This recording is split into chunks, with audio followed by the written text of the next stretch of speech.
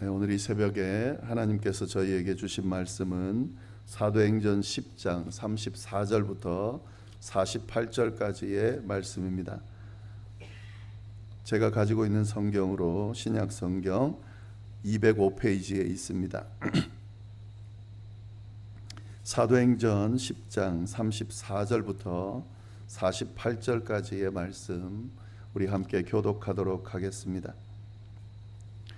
베드로가 입을 열어 말하되 내가 참으로 하나님은 사람의 외모를 보지 아니하시고 각 나라 중 하나님을 경외하며 의를 행하는 사람은 다 받으시는 줄 깨달았도다.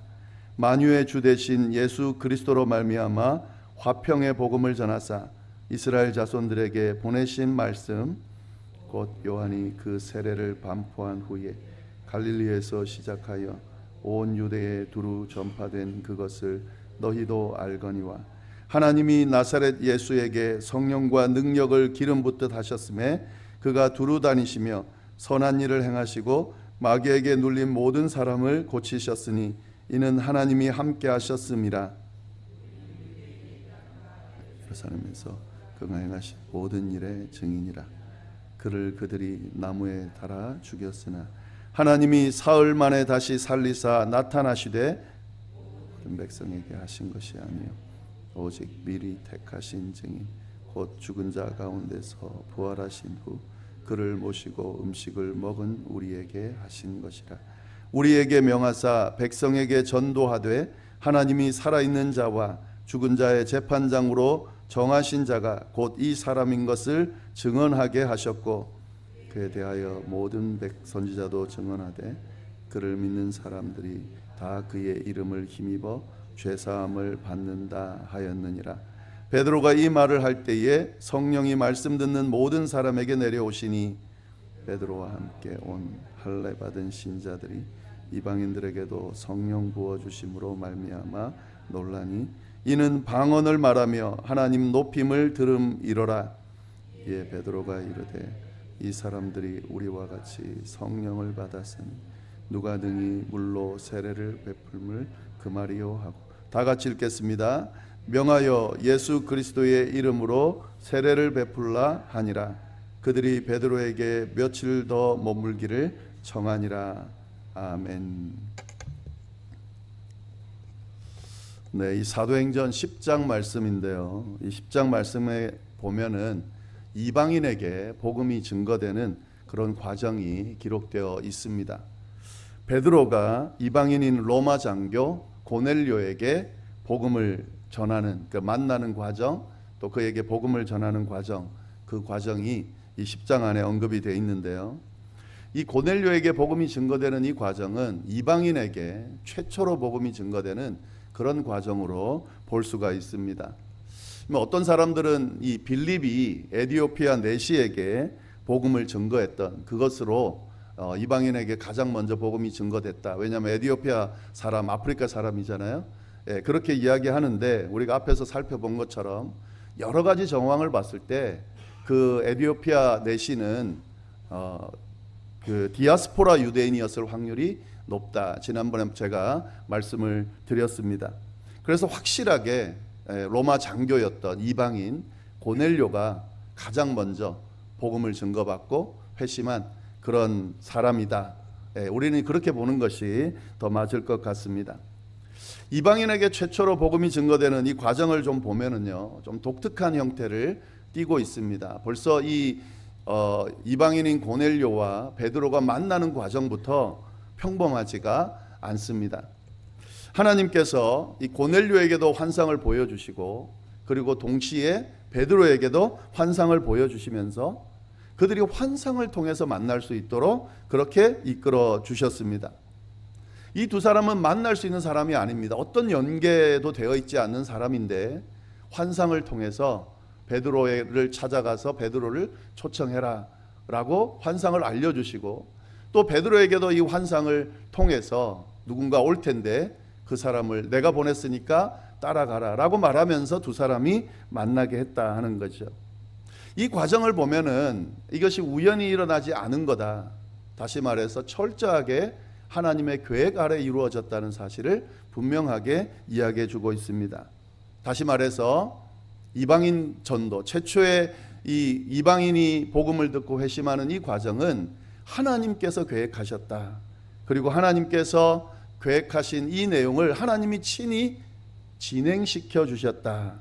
그런 의미가 있다는 사실을 우리가 이 말씀을 통해서 깨달을 수 있어야 된다 하는 거죠. 그리고 이 이방인 전도, 최초의 이방인 전도를 하나님이 계획하고 이끌었다는 것은, 이방인에게 복음이 증거되는 것은 하나님의 뜻이다. 하나님께서 유대인뿐만 아니라 이방인에게도 복음 증거하기를 원하셨다라는 사실을 드러내는 아주 중요한 사건이다라고 볼 수가 있습니다.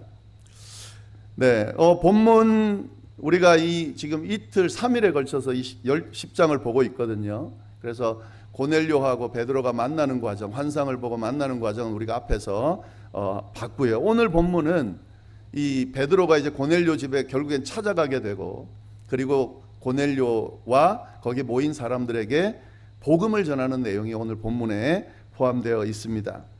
그 내용을 함께 보도록 하겠습니다. 이 베드로가 그 환상을 보고 그리고 고넬료 집에 찾아가는 과정을 보면, 어제 본문이죠, 굉장히 머뭇거리는 것을 알 수가 있습니다. 이 고넬료는 환상을 보고 베드로를 찾아가서 불러서 그의 말을 들으라라고 했을 때 지체하지 않고 진행을 했는데, 베드로는 계속 시비를 걸어요. 하나님께서 환상을 보여줄 때 그 광주리에 담겨있는, 그릇에 담겨있는 음식 먹으라 그럴 때 부정한 건 못 먹겠습니다 라고 단호하게 거절하고, 그리고 지금 계속 질문합니다. 이게 무슨 뜻인지. 그리고 그 고넬료가 보낸 사람이 올 텐데 의심하지 말고 내가 보냈으니까 다 바로 따라가라고 분명히 이야기했음에도 불구하고 왜 찾아왔냐, 무슨 일이냐 라고 물어봅니다. 그리고 고넬료 집에 가서도 마찬가지입니다. 너희가 나를 왜 불렀냐 라고 이렇게 물어봅니다. 이 이유는 뭐냐면, 이방인을 만나는 것도, 이방인을 찾아가는 것도, 또 분명히 성령을 통해서 베드로는 깨달았을 거예요. 이 이방인에게 하나님의 말씀을 전하라고 하는 그런 음성을 느꼈을 겁니다. 분명히. 그럼에도 불구하고 또 확인하는 거죠. 왜냐하면 그만큼 유대인에게 있어서 이방인들은 상종하지 못할, 하나님도 그를 버린 사람들이라 생각할 정도로 그렇게 거리를 둬야 되는 그런 존재였기 때문에 이게 동의가 안 되는 거죠. 그런 과정을 쭉 보여줬습니다.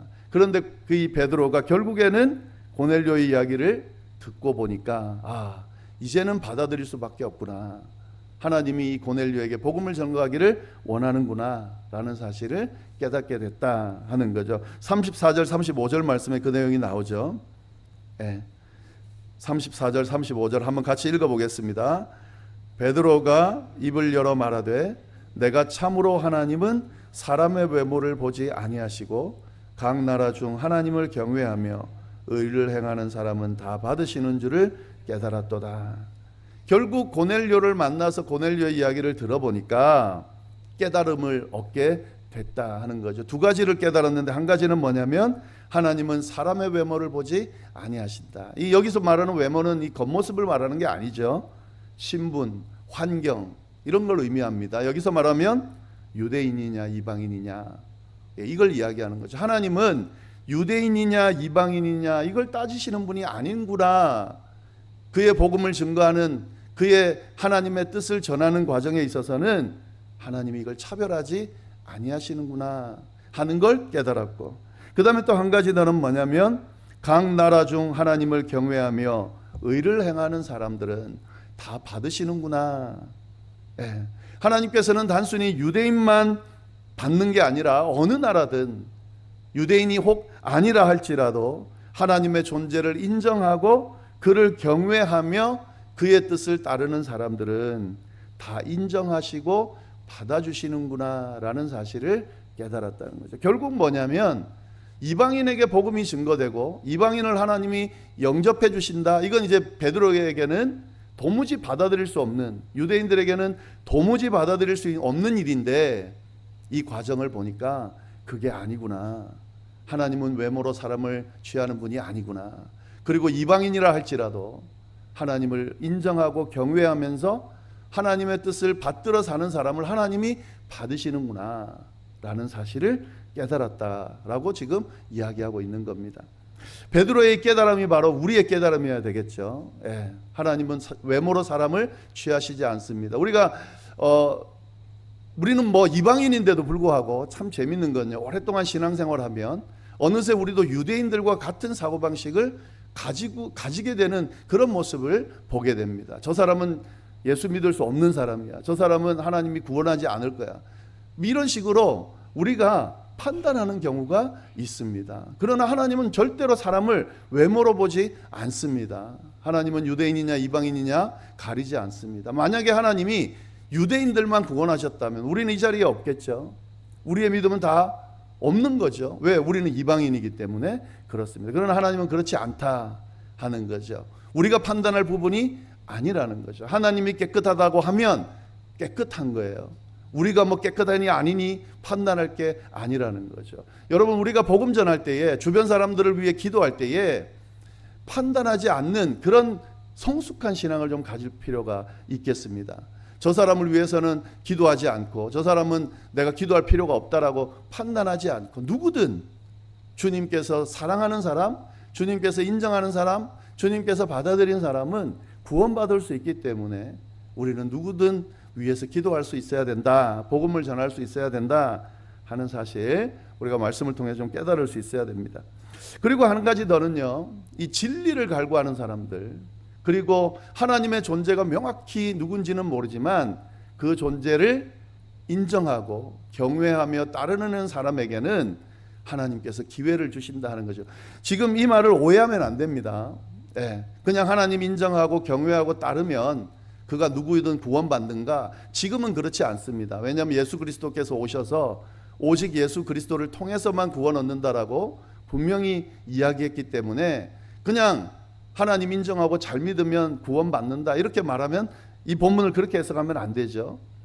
그러나 분명한 것은 예수 그리스도에 대한 복음을 증거받지 못했다 하더라도 하나님을 경외하고 하나님을 인정하고 그의 뜻을 따르려는 사람에게 이런 구원의 기회가 주어진, 하나님은 그 사람을 보신다는 거죠. 그리고 그 사람에게 구원의 기회를 허락하신다 하는 사실을 우리가 분명히 알 수 있어야 된다 하는 거죠. 이 고넬료는 그런 사람이었기 때문에 하나님이 친히 그에게 복음을 전가하도록 베드로를 보내서 그에게 복음을 전하는, 그래서 진짜 복음이 무엇인지를 알고 받아들이는 그런 역사를 경험하게 했다는 사실을 우리가 좀 잘 보면 좋겠습니다. 자, 이런 깨달음을 이야기하면서 베드로는 드디어 이 고넬료에게, 이방인 고넬료에게 복음을 전합니다. 이 36절부터 43절까지가 베드로가 이제 고넬료하고 모여있던 사람에게 복음을 전하는 내용인데요. 이제 설교 내용이죠. 복음 전파하는 내용인데 설교인데, 이 사도행전에 보면 베드로의 설교가 많이 나오죠. 근데 지금 이 베드로의 설교 중에 사도행전에 나오는 마지막 설교입니다. 근데 이 설교가 참 중요해요. 왜 중요하냐면 이방인에게 전하는 최초의 설교이기 때문에 그렇습니다. 이방인에게 베드로가 처음으로 설교를 하는 내용이 바로 이 내용인 거죠. 유대인에게 전하는 설교와 이방인에게 전하는 설교가 달라요. 그래서 우리가 그 부분을 좀 잘 봐야 됩니다. 베드로가 그냥 설교한 내용이구나, 앞에 유대인들에게 설교한 내용과 별 다를 바가 없구나, 그렇지 않습니다. 잘 보시면은 조금 차이가 있다는 것을 우리가 알 수가 있습니다. 그 부분도 좀 우리가 잘 기억해 두셔야 되는 부분입니다. 이방인에게는 베드로가 어떻게 설교했을까? 지금 여기에 고넬료뿐만 아니라 누가 모여 있습니까? 고넬료 가족들, 친척들, 그리고 고넬료의 친구들, 대부분 다 이방인이겠죠. 그 이방인들에게 어떻게 설교했을까? 어떤 차이가 있냐면요, 가장 큰 차이는 성경 구절, 구약 성경 구절을 인용하지 않습니다. 무슨 말이냐면 구약에 나오는 이 앞에 유대인들을 향해 설교하는 내용을 보면은요, 구약의 예언자들이 이런 이야기를 했고 그 예언자가 이야기한 말씀이 이런 내용이고, 그리고 그 예언자가 말한 사람이 바로 예수님이다, 이런 식의 논리로 설교를 합니다. 다시 말해서 성경 말씀을 가지고 그걸 해석하면서 그 해석에 담겨 있는 내용이 복음의 내용이다라고 하면서 그렇게 설교를 풀어갑니다. 예, 이건 뭐 당연하겠죠. 왜냐하면 유대인들은 이미 구약 성경 말씀을 잘 알고 있습니다. 그렇기 때문에 구약의 내용을 인용하면 더 효과적이죠. 그들이 알고 있는 내용을 이야기하고 그 말씀이 어떤 말씀이 누구를 이야기하는 것인지 어떤 내용인지를 알려주면 아, 그렇구나 라고 이해할 수가 있습니다. 근데 이방인들은 아니잖아요. 구약 말씀을 모릅니다. 성경을 아마도 한 번도 본 적이 없는 사람도 있을 겁니다. 그런 사람들에게 구약 성경은 이렇고 구약에는 이런 말씀이 나오고 그 말씀은 이런 해석이야 라고 하면 물론 그것도 이들이 듣고 받아들일 수도 있지만 그들이 구약 말씀을 성경 말씀을 인정하는 것으로부터 시작해서 이해하고 또 그걸 깨닫는 과정까지 다 생각하면 짧은 시간에 복음을 전하는 설교를 할 수가 없는 거죠. 효과적이지 않은 거죠. 베드로가 그걸 알기 때문에 그랬는지 여하튼 이 설교 내용을 보면 그렇게 이야기하지 않습니다. 어떻게 이야기하는가? 있는 그대로 일어났던 일에 대해서 소개하고 있습니다. 다시 말하면 역사적인 관점으로 풀어가고 있다는 거죠. 과거에 이런 일이 있었고 그리고 이 일은 이런 과정을 거쳤고 근데 이 과정이 이게 이런 내용이다라고 지금 풀어가고 있다는 거죠. 네, 오늘 시간이 없기 때문에 이걸 다 우리가 그 설교 내용을 설명할 수는 없지만 그런 식으로 진행되고 있다는 사실을 기억하면서 한번 좀 보시면은 좋겠습니다. 그냥 간단하게 보시면은요. 36절에 보면 만유의 주 되신 예수 그리스도로 말미암아 화평의 복음을 전하사 이스라엘 자손들에게 보내신 말씀 곧 요한이 그 세례를 반포한 후에 요한의 세례 때부터 이게 지금 세례를 받는 갈릴리에서 시작하여 온 유대에 두루 전파된 그것을 너희도 알거니와. 그러니까 이거 이방인들인데 이 이야기는 들은 적이 있을 거라는 거죠. 그래서 너네가 들은 내용이 있을 거다. 그 내용이 뭐냐? 38절 하나님이 나사렛 예수에게 성령과 능력을 기름 붓듯 하셨음에 그가 두루 다니시며 선한 일을 행하시고 마귀에게 눌린 모든 사람을 고치셨으니 이는 하나님이 함께 하심이라. 예수님이 행한 능력을 지금 이야기하는 거예요. 그리고 39절 우리는 유대인의 땅과 예루살렘에서 그가 행한 모든 일의 증인이라. 그를 그들이 나무에 달아 죽였으나 하나님이 사흘 만에 다시 살리사 나타나시되. 그러니까 십자가에 죽는 과정도 설명을 하고 있고 모든 백성에게 하신 것이 아니요 오직 미리 택하신 증인 곧 죽은 자 가운데서 부활하신 후 그를 모시고 음식을 먹은 우리에게 하신 거다. 죽으시고 부활하신 그 내용을 우리에게만 보이셨는데 그 보이신 이유는 이를 사람들에게 증언하게 하려 함이다. 42절 우리에게 명하사 백성에게 전도하되 하나님이 살아있는 자와 죽은 자의 첫 재판장으로 정하신 자가 곧 이 사람인 것을 증언하게 하셨고 그에 대하여 모든 선지자도 증언하되 그를 믿는 사람들이 다 그의 이름을 힘입어 제사함을 받는다 하였느니라.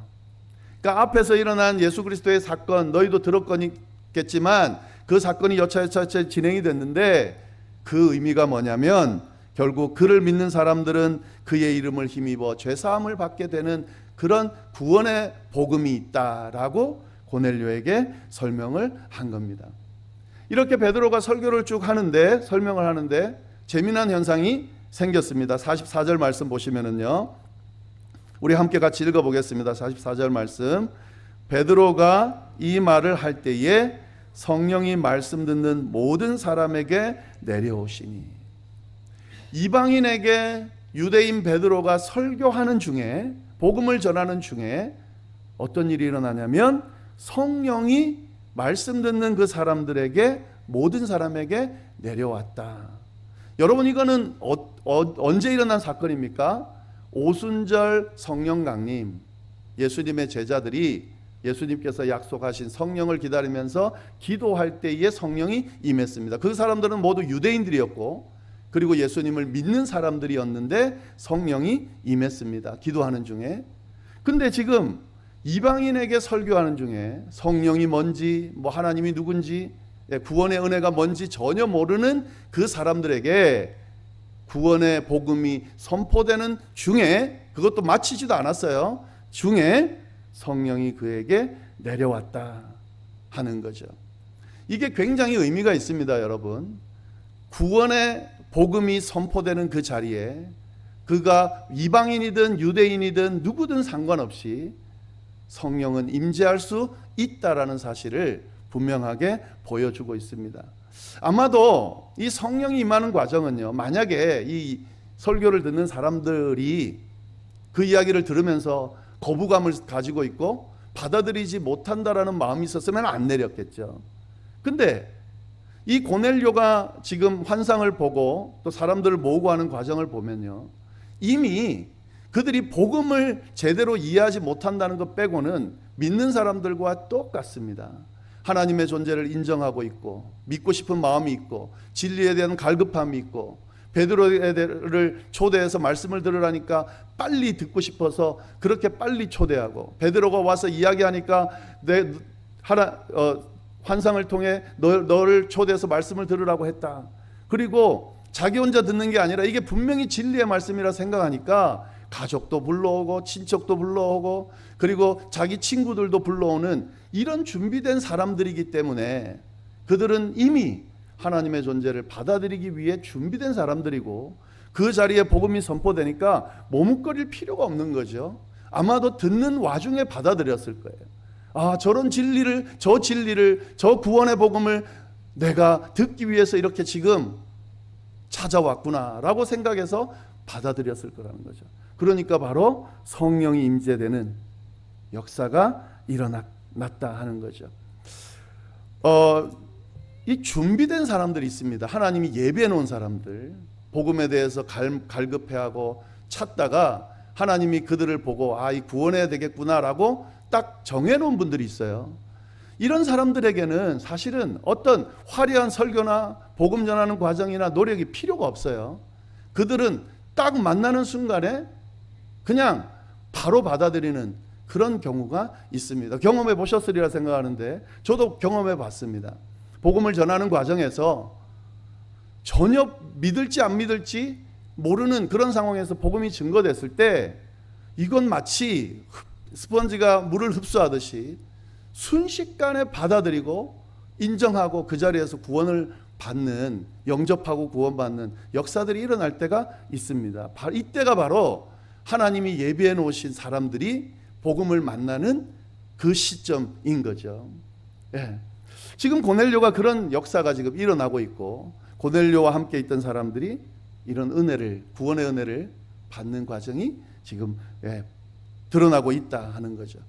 여러분, 우리가 이 말씀을 좀 잘 기억할 필요가 있습니다. 이 복음이 증거되는 과정에서 누가 언제 어떻게 받아들일지 우리는 몰라요. 그러나 예비되어 있는 사람들이 있습니다. 왜 때를 얻든지 못 얻든지 우리가 나가서 복음을 전하고 막 온 저기를 다니면서 사람들을 초청하라고 하냐면 모든 사람들이 다 구원받고 복음을 받아들이는 건 아니에요. 그래서 우리가 생각하죠. 전해봐야 믿지도 않을 텐데, 저 사람은 받아들이지도 않을 텐데 데리고 와봐야, 교회로 데리고 오고 뭐 그런 구원의 자리에 복음이 선포되는 자리에 데리고 와봐야 받아들이지도 않을 텐데 왜 수고를 해? 여러분, 그게 아닙니다. 그 중에는 하나님이 예배해 놓으신, 그래서 복음을 듣기를 기다리고 있는, 딱 듣기만 하면 구원받을 그런 사람들이 있습니다. 근데 그 사람에게 베드로처럼 가서 복음을 전하지 않으면 그들이 그런 기회를 바로 받지 못하고 시간을 끌게 되는 일이 있다는 거죠. 그렇기 때문에 하나님께서 우리에게 요구하는 거예요. 누구든 복음을 듣든지 안 듣든지 선포해야 되는 이유는 준비된 사람들, 그 사람들을 만나게 되는 기회가 분명히 있고, 그들이 그 말씀을 들을 때에 복음을 받아들이고 회심하는 역사가 일어날 거기 때문에 언제든 그걸 생각하면서 복음을 전하라고 그렇게 하나님 우리에게 명령하시는 거죠. 여러분, 이걸 좀 잊지 않으면 좋겠어요. 특히 이런 마음이 들 때가 있습니다. 저 사람은 내가 좀 복음을 전해야 되겠다라는 마음이 드는 사람들이 있어요. 그런 사람들에게는 지체하지 말고 미루지 말고 가서 그 사람이 뭐 성격이 어떻든 기독교에 대해 어떤 모습을 보였든 상관없이 전하는 거죠. 그걸 전하고 안 들으면 그러면 그 다음에 기회를 기다리면 되는 겁니다. 자기가 판단해서 미루고 이 사람은 되니 안 되니 이때가 아니니 뭐 이렇게 미룰 게 아니라는 사실 우리가 말씀을 통해서 좀 잘 깨달으면 좋겠습니다. 이렇듯 이방인들에게 성령이 임하는 역사가 일어났습니다. 이건 하나님의 뜻인데요. 이방인들에게도 성령이 임해? 이건 굉장히 강력한 메시지죠.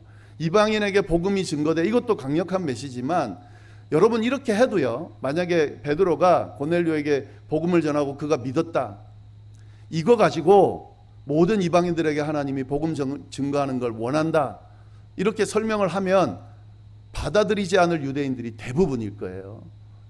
그만큼 이방인과 유대인 사이에 이런 갈등이, 갭이 큽니다. 근데 이건 뭐라고 할 수가 없는 거예요. 고넬료가, 또 고넬료와 함께 있는 사람이 복음을 받아들이고 기독교인이 됐다, 이 정도가 아니잖아요. 성령이 그 자리에 임했다는 거죠. 성령이 임하는 그 자리가 그들이 믿고 기다리는 예수님의 제자들 뿐만 아니라 이방인들에게도 임했다라고 하는 건 하나님께서 이방인들에게도 복음 전하기를 원하시고 그들을 믿고 구원받기를 원하신다는 사실을 이 메시지가 보여주는 거죠. 우리는 이방인도 아닌데 지금 성령의 임재를 경험하고 성령의 인도하심을 받잖아요.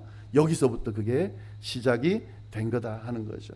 이거를 베드로만 본 게 아니라 베드로와 같이 간 요바에 있던 믿는 사람들이 같이 갔어요. 그러니까 베드로의 이야기가 공증이 되는 거죠. 베드로가 갔다, 이것도 굉장히 큰 의미가 있습니다. 그냥 어느 믿는 사람 중에 한 명이 가서 그런 일이 일어났다라고 소개하면 그것도 또 의심하는 사람이 있을 거예요. 근데 초대교회 가장 리더인 베드로가 가서 그 장면을 목격하고 직접 그거를 자기가 이행했습니다. 그러니까 이게 공신력이 있는 거죠. 근데 이것도 공신력이 있는 거지만 혼자 간 게 아니라요, 믿음의 사람들이 같이 갔고 같이 경험했습니다. 그러니까 이방인에게 복음이 증거되는 것이 하나님의 뜻이라는 것을 이 과정 저 과정 통해서 명확하게 증거하고 있다고 오늘 말씀이 분명하게 이야기하고 있는 거죠. 11장에 가면 베드로가 예루살렘에 돌아가서 사람들에게 이 과정을 증거합니다. 의심하는 사람들이 있어요. 근데 이 과정 전체를 다 이야기하니까 그들도 다 이방인에게도 복음이 증거되는구나 라고 믿을 수밖에 없게 됐다. 이게 이제 오늘 본문에 나오는 내용입니다. 여러분 이 말씀을 잘 보시면서요, 우리가 이 구원받게 된 과정이 이렇게 진행이 됐구나, 이방인인 우리에게도 복음이 증거되는 과정이 이런 과정이었구나 하는 거, 그리고 사실 믿을 수 없는 존재들인데 우리가 믿게 됐구나, 이게 정말 놀랍게 생각하면서 감사할 내용입니다. 저도 복음 증거되는 과정을 보면은 우리 친가도 그렇고 외가도 그렇고 이 복음을 받아들일 분위기가 아니에요. 우리 친가는 토속 신앙으로 딱 이렇게 그냥 아예 그냥 셋업이 돼 있는 그런 곳이고 가문이고, 우리 외가는 불교 집안이에요. 이 복음이 아무리 진리고 정말 능력이 있다 하더라도 받아들이기가 쉽지 않은 그런 환경이었습니다. 근데 복음이 증거되고 예수 믿는 사람이 생기게 되고 우리 가족뿐만 아니라 주변 사람들에게 아직도 많이 믿지 않는 분들이 있어요. 복음이 조금씩 증거되는 과정을 보면 이 초대교회 고넬료가 믿는 과정이 이걸로 끝난 게 아니라 지금도 계속되고 있구나라고 사실을 깨닫게 됩니다. 마찬가지입니다. 지금도 그 일이 일어나고 있습니다. 그 역사적인 현장에 하나님이 우리를 부르고 계시다는 거예요. 목사인 최용성 목사만 부르는 게 아니라 이 자리에 있는 모든 사람들을 부르고 계시고 우리를 통해 이 복음이 증거되기를, 그리고 하나님께서 예비해 놓은 사람들이 구원의 자리로 올 수 있게끔 우리가 쓰임받게 되기를 하나님이 원하신다는 사실을 잘 기억하면서 그런 사명을, 하나님의 뜻을 잘 이행하는 우리 모두가 될 수 있기를 간절히 바랍니다. 기도하겠습니다. 우리 이 시간에 두 가지 놓고 좀 기도하면 좋겠는데요. 한 가지는 하나님, 이 고넬료에게 복음 전한 베드로가 제가 되게 해주십시오. 분명히 저에게도 그 역할을 맡기시며 원하실 텐데 입술을 열어 복음을 전하는 그런 삶을, 누군지 모르지만 분명히 예배 놓은 사람이 있을 텐데 그들에게 입술을 열어 복음을 전하는 그런 사명자로서의 삶을 살 수 있도록 해주십시오 라고 기도하시고, 또 한 가지 더는 분명히 우리 주변에 아직도 복음을 듣지 못한, 믿지 못하는 사람들이 있을 겁니다. 어쩌면 그 사람들의 구원을 위해 내가 준비되어 있는, 예비되어 있는 그런 사람일 수도 있습니다. 그 사람이 나를 통해 복음을 듣고 받아들이고 믿게 되는 그런 엄청난 역사가 일어날 수 있도록 해달라고 이 시간에 두 가지를 놓고 잠시 기도하도록 하겠습니다. 기도하겠습니다.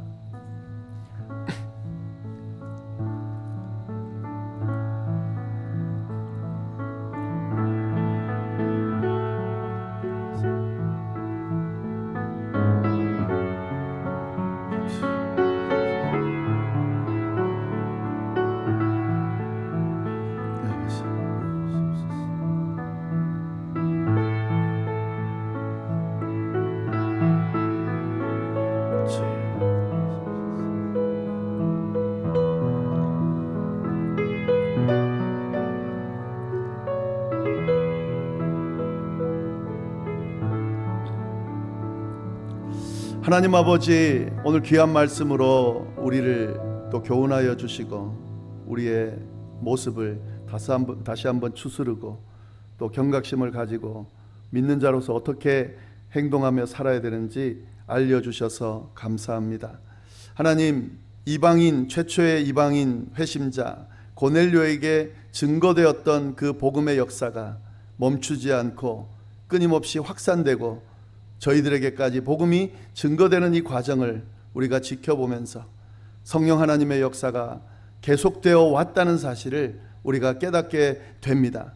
하나님, 이 성령의 역사가 우리에게 멈춘 것이 아니라 계속되어지고 있다는 사실을 우리가 기억하면서 이 성령의 역사를 우리가 바라보고 우리도 이 역사 안에 들어갈 수 있도록, 쓰임받을 수 있도록 주여 인도하여 주옵소서.